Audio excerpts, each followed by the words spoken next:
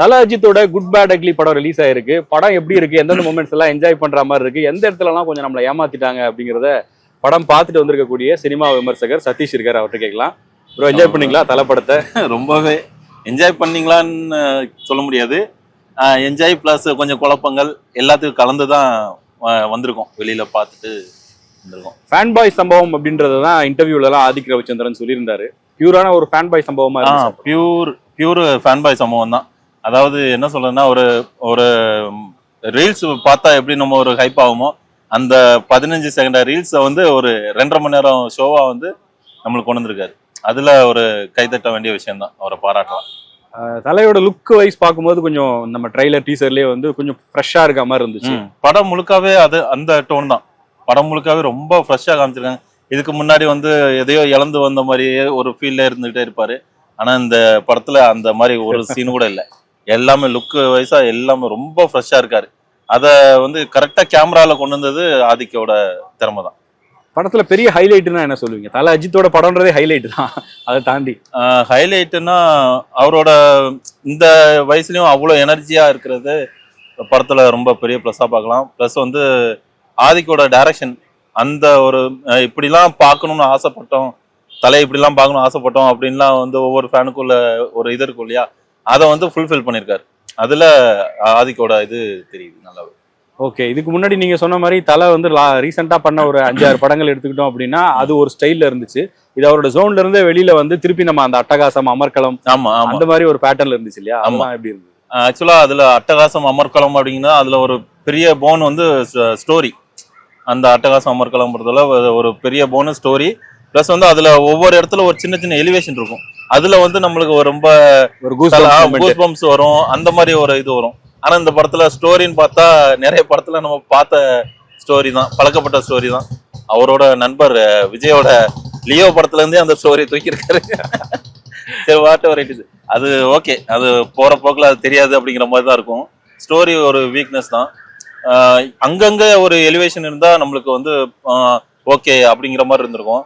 ஆனா படம் முழுக்கவே எலிவேஷன்னா அப்ப என்னதான் இருக்கு கதையில அப்படின்னா அது எதுவுமே இல்லை. இப்போ ஏகேவோட படம் ஓகே ஓகே அவ்வளவுதான், அந்த மாதிரி தான் நம்ம பார்க்கலாம். ஓகே, இன்னொரு விஷயம், மியூசிக். ஜிவியோட மியூசிக் படத்துல ஃபுல்லா வருது. என்னன்னா ஒரு மியூசிக் டைரக்டர் பெரிய பிளஸ் என்னன்னா இந்த இடத்துல வந்து நான் நல்லா ஸ்கோர் பண்ணுன்னு சொல்லணும், ஃபேன்ஸ் எல்லாம் சொல்லணும் அப்படின்னு தான் ஆசைப்படுறாங்க. ஆனா இந்த படத்துல மற்ற மியூசிக் டைரக்டரோட மியூசிக் தான் அதிகமா இருக்கு. அது வந்து ஒரு மியூசிக் டைரக்டருக்கு அது அழகில்லைன்னு நினைக்கிறேன். ஏன்னா நான் இது என்னோட படம், என்னோட மியூசிக் தான் வெளியில சொல்லணும். இது எல்லா டைரக்டரும் மியூசிக் டைரக்டரோட மியூசிக் அப்படின்னு சொல்றதுல ஒரு மியூசிக் டைரக்டருக்கு ஆனா இப்ப அது ட்ரெண்ட் இல்ல, அந்த மாதிரி தானே எல்லா படத்துலயும் அங்கங்க கொஞ்சம் யூஸ் பண்றாங்க. கொஞ்சம் யூஸ் பண்ணா பரவாயில்லையே, கொஞ்சம் தான் இவரோட மியூசிக்கே இருக்கு, மத்த எல்லாரோட மியூசிக் தான் அதிகமா இருக்கு. அதை கொஞ்சம் பண்ணிருக்கோம். இவரோட ஸ்ட்ரென்த்னு பார்த்தா, ஜிவியோட ஸ்ட்ரென்த்னு பார்த்தா நிறைய பேக்ரவுண்ட் ஸ்கோர் நல்ல பிஜிஎம்லாம் நல்லா பண்ணுவாரு. அதை இன்னும் கொஞ்சம் நல்லாவே கொடுத்துருக்கலாமோன்னு தோணுச்சு. ஓகே, த்ரிஷாவை நம்ம ரிப்பீட்டடா பாக்குறோம் தல அஜித் படங்கள்ல. ஆமா, அது வேற ஆள் கிடைக்கலையோ என்னமோ தெரியல. ஓகே, பேர் பொறுத்தவரை நல்லா தான் இருக்காங்க ரெண்டு பேருமே. ஸ்கிரீன்ல லுக் பிரசன்ஸ் நல்லா தான் இருக்கு. சிம்ரனையும் ரீக்ரியேட் பண்ணிருக்காங்க இந்த படத்துல. சிம்ரன் அதான் ஒரு 2 சீன்ல வந்தாங்க. அதான் குனிஞ்சு நிமிடத்துக்குள்ள காணாம போயிடுவாங்க. அந்த மாதிரி ஒரு 2 சீன்ல தான் வருவாங்க. அந்த ஒரு பேக்ரவுண்ட்ல அவங்களோட விண்டேஜ் சாங்ஸ் எல்லாம் எடுத்துட்டு வர்றது கொஞ்சம் நல்லா இருந்தது அதுல, அந்த இடத்துல. ஓகே, பிரசன்னாவும் வந்து ரொம்ப நாளா அவருக்கான ஒரு இடத்த தமிழ் சினிமால பிடிக்கணும்னு முயற்சி பண்றாரு. இந்த படத்துல ஒரு ரோல் கொடுத்து திரும்பவும் முயற்சி தான் பண்ணணும். அப்படியா? விடாமுயற்சி தான் பண்ணணும். அவருக்கான ஸ்கோர் பிரசன்ஸ் ஒரு ஆக்டிங்கா கொடுக்க இடம் இல்ல அதுல. படத்துல இடம் இல்ல.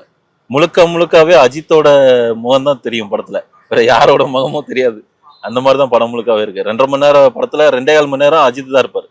கால வருவானா வெளியில எங்க அர்ஜுன் தாஸோட முகங்கள் வந்துட்டு போலாம், மத்த யாருக்கும் இடம் கொடுக்கல. வில்லன் அடிக்கடி வந்து அஜித் பட ரெஃபரன்ஸ் எல்லாம் சொல்லிட்டு இருந்தாங்க. வில்லனா இவர் எப்படி பண்ணிருக்காரு? அர்ஜுன் தாஸ் அது ஆக்சுவலா ஒரு பெரிய படம் பண்றோம், பெரிய நடிகருக்கு வில்லனா போனோம் அப்படின்னா ஒரு பெரிய ஒரு வில்லனா தான் காட்டணும் அப்படின்னு ஒரு இது இருக்கு. அதுல இருந்து கொஞ்சம் விலகி அர்ஜுன் தாஸ கொண்டு வந்திருக்காங்க. அர்ஜுன் தாஸ முதல்ல வில்லனாவே நம்மளால ஏத்துக்கிறதுக்கே ரொம்ப டைம். ஈக்குவலான வில்லன் எவ்வளவு உயரமா இருக்காங்க, அதுக்கேற்ற மாதிரி தான் ஹீரோட வேல்யூ வந்து அதோட பயங்கரமா ஏறும். ஆமா, இது கொஞ்சம் வில்லனுக்கு இன்னும் கொஞ்சம் பெட்டரா பண்ணியிருந்திருக்கலாமோ தோணுது.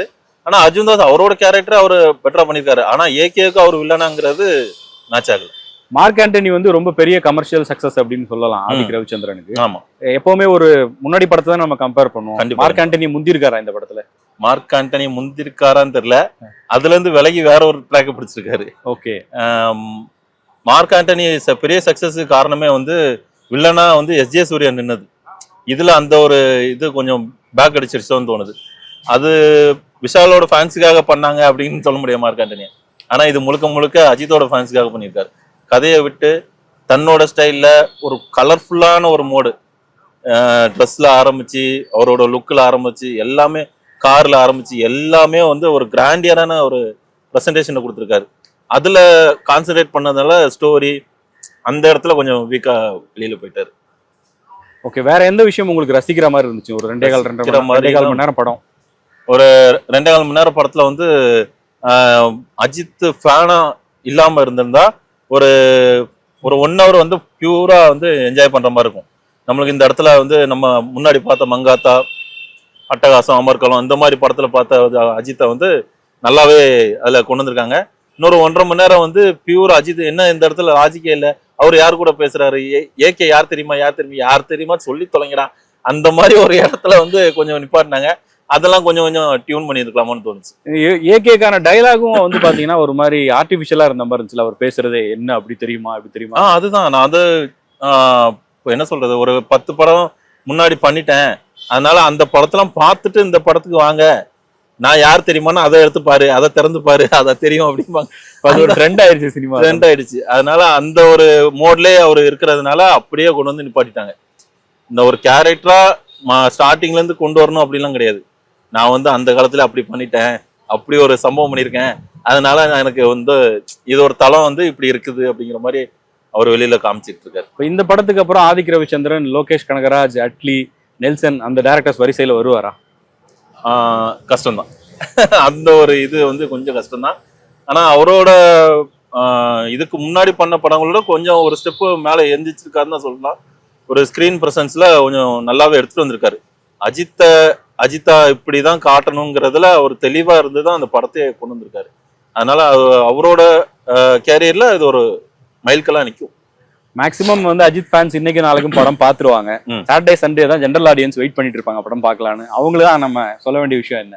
இல்ல, ஜென்ரல் ஆடியன்ஸ் இதை வந்து இவங்க வந்து ஃபுல்ஃபில் பண்ணுவாங்களாங்கிறது டவுட் தான். ஏன்னா முழுக்க முழுக்க பியூர் ஏகேவோட ஃபேன்ஸுக்காக தான் பண்ணியிருக்காங்க. ஜென்ரல் ஆடியன்ஸை ஃபுல்ஃபில் பண்ணால் மட்டும்தான் அந்த படம் வந்து ஒரு பிளாக் பஸ்டர் ஹிட் அந்த மாதிரி நம்ம எடுத்துகிட்டு போகலாம். இது சண்டே தாண்டிச்சுன்னா தாண்டும். ஏன்னா ஃபேன்ஸ் அதிகம் இல்லையா, ஏகே ஃபேன்ஸ் வந்து அவ்வளோ கோடி கணக்கில் கிடக்காங்க. அவங்க பார்த்து என்ஜாய் பண்ணணும்னு ஆசைப்பட்டாங்க, ஆனால் அது நடந்துருச்சு. அதுக்காக டீமுக்கு வந்து ஒரு பெரிய சல்யூட் அடிக்கலாம். Thank you bro, thank you so much.